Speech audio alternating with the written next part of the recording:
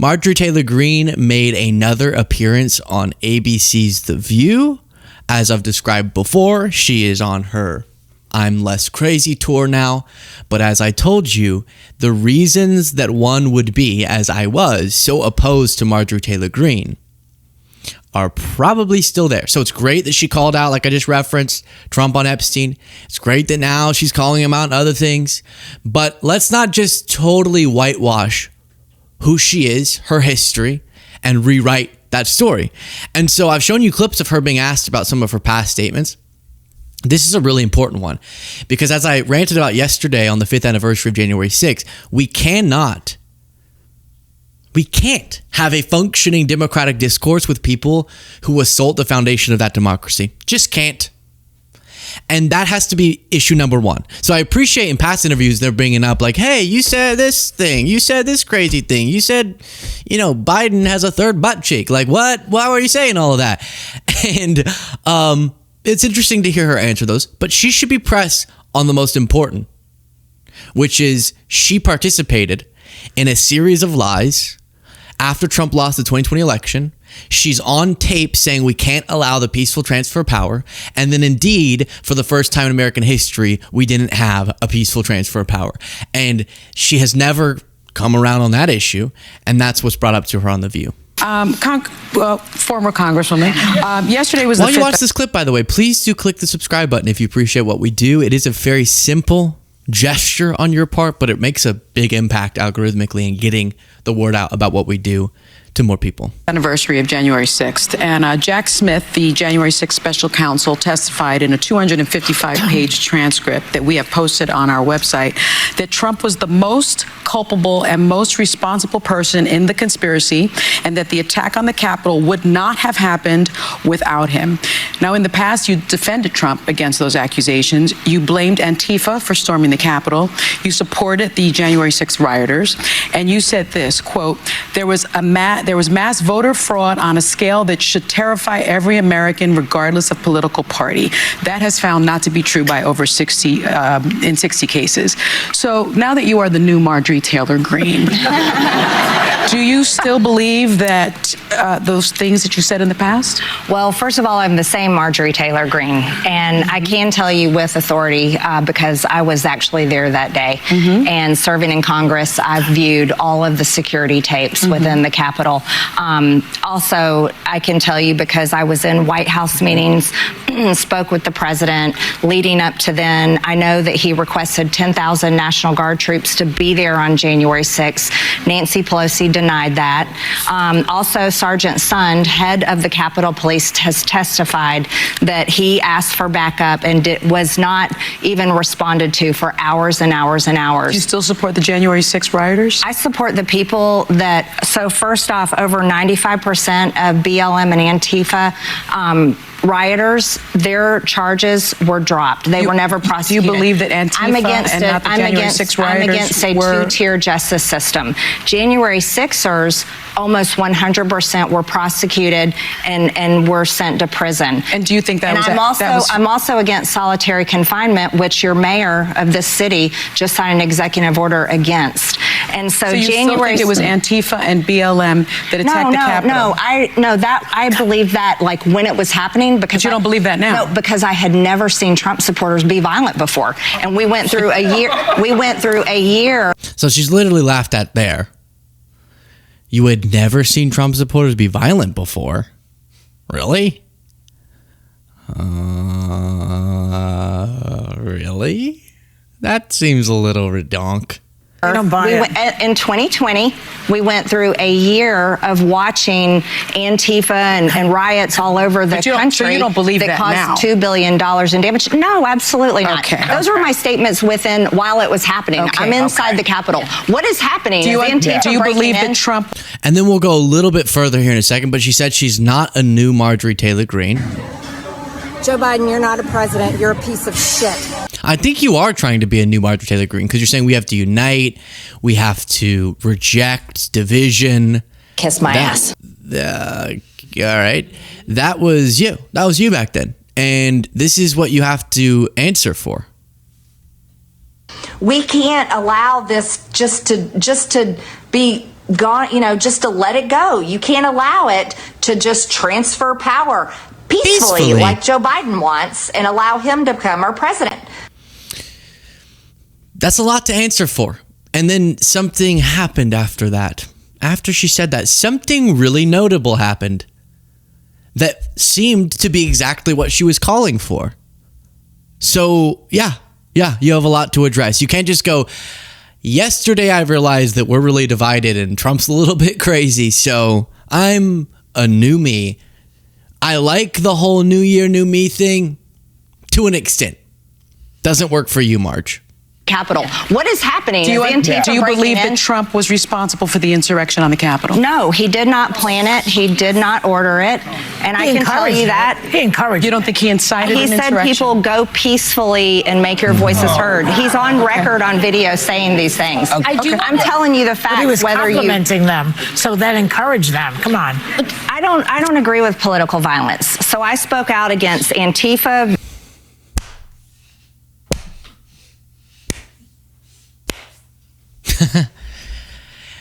Be wise to the fact that politicians or political people getting asked a specific question about a specific event and giving a really general answer often means something, and it's not what they're saying. When you go, what, this January 6th thing, 5 years ago, Trump lies about it, White House posts total propagandistic lies about what happened that day. The stolen election was certified and Mike Pence didn't have the blah, blah, blah. And if the answer is, I'm against all political violence, you know something's being said under that. And also Antifa. What the hell is this Antifa business? You can't just use that as a stand-in for anytime you're asked a serious question about your movement. Because I never saw Joe Biden saying the election was being stolen after Trump won in 2024 and calling upon Antifa to stop it and we're going to lose our country. I'm calling all Antifas and trans Tifas and Jaden Tifas. That sounds kind of like your drag queen alter ego. Jaden Tifa. Here at the Globo Homo Club, performing his new song, Cartel de la Soledad. And if you just watch the segment, you miss so much. You miss so much. As to why I just referenced those two things. Tucker thinks the overthrow of Maduro, as opposed to it being insane for the oil reasons and all the reasons we've discussed, he thinks it's to uphold the Globo Homo order. And so that's kind of what I was referencing. But if Biden ever did that, then maybe you'd have a comparison. But just randomly going, Antifa, whenever you're asked about Trump's lies that had so many consequences, he was prosecuted for the schemes he had put together to defraud the American people, then that all led to violence. But it being so much beyond that too. Screaming Antifa or BLM, it really is meaningless when we're asking that specific question. Sorry. On video saying these things. I'm telling you the facts. But he was whether complimenting them, so that encouraged them. Come on. I don't agree with political violence. So I spoke out against Antifa destroying property and hurting people, BLM rioters destroying property, and January 6th rioters. I am on record over and over saying that was wrong. However, what I'm against is a two-tiered political system that prosecutes one political protester to the hilt and then lets off other political protesters. So we've addressed all those comparisons that get pretty silly, and also the whataboutism of it all, and also the unique lesson that should, just when they go, they were trying to make an example out of, yeah, exactly. When you try to overthrow a free and fair election through violent means, that's going to be worse. That is worse. Hear me now. Destroying property as you're trying to prevent the certification of an election at the U.S. Capitol while it's happening is worse than destroying property during a random riot. It is. So they treat it like it, exactly, because it is. And an example has to be made, because that's the worst thing that can happen is people get in the way of the peaceful transfer of power. That's our whole system. Now, at one point, this is a right-wing account that clipped this, but I found this interesting too. I just note that because you see like these graphics and stuff. It's from this, whatever, doesn't matter. So here is Marjorie being asked if she'll apologize to the people that she's clashed with, including the person that she clashed with that led to the iconic bleach blonde, etc. And then I'll show you Jasmine Crockett getting asked on The View about said incident. I've been called nasty names by Democrats too, and it goes back and forth, and I've said I'm taking my part. I'm only in control of me, so I'm taking control and taking my part and saying I don't want to be a part of that anymore. I want to focus on politics and policies and actions instead of focusing on individuals, because our country is so divided. It really is. I know. And I do reject it, and I have apologized for it. You have. And I think So that's... you've apologized to people like AOC and Jasmine Crockett and your colleague who you made fun of her transgender child. Have you made specific apologies to those people, especially your colleague who had a transgender child, because you have a child as well, and who you taunted? Well, Sunny, just to be clear, I made a blanket apology on my part, but I haven't received apologies back from so many people that attacked me. That's not really how it works, actually. Hey, Jaden, I'm sorry for being rude to you earlier. Now, is there anything you have to say to me? Like, that's a very childish, well, then what am I apologizing for? No, it's supposed to be because you're apologetic, regardless of how they feel.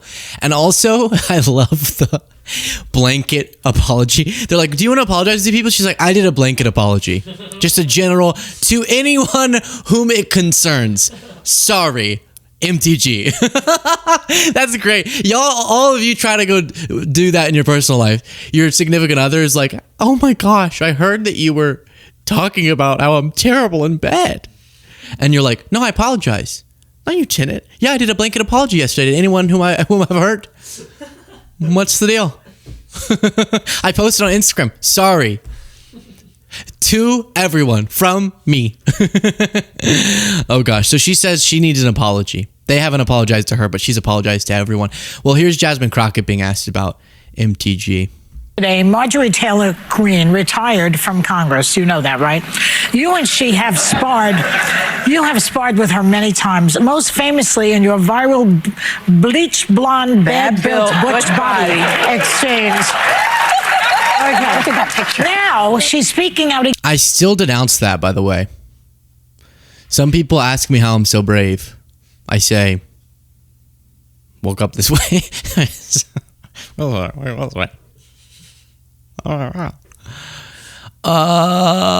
And I condemn it. Funny? Yes. Condemnable? Yeah. As I said before, we don't want to. Marjorie's fine she's not fine. Let me hear me. I'm saying it distracts from the reason she's bad to make fun of her appearance. Bleach blonde, bad built butch body. You know, it's just like, well, what about our butch body community? Like, no, I'm serious. Like, people who feel like they look similar will be like, oh, is that bad? It's kind of like the thing that Newsom did with Benny Johnson was like, I'm going to California to investigate Newsom's fraud. And Newsom responded with, I'll make sure the Grindr servers are working. Funny? Yes.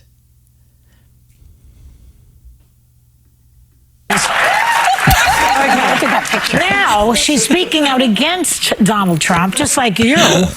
She's even apologized for her previous toxicity. Do you think she's really changed? And since she'll be joining us tomorrow, do you have anything you'd like us to tell her? A message from you?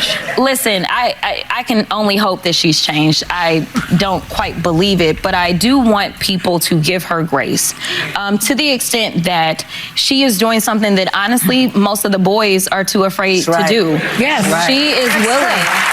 Yeah, Take the win. I'll give her credit where credit is due. She is willing to call out what is wrong. Now, her motivations behind it, who knows, right? Like, you see the light, now that he don't want to be your friend, whatever. But at the end of the day, calling it out is so important. Yeah. So I applaud her for that. I also feel like it's a bit cowardly, though, to then just quit. Because the heat that she's facing, because she's on the opposite side of him, imagine what I get. You saw that video. When I say that I get death threats, that's a very real thing. When I say that the House doesn't protect you just because the president comes after you, that's a very real thing. You get your protection, you get your detail because of your elected status in caucus. You don't get it because you necessarily have a whole lot of death threats. So, I say, good luck to her. I say do better in the future.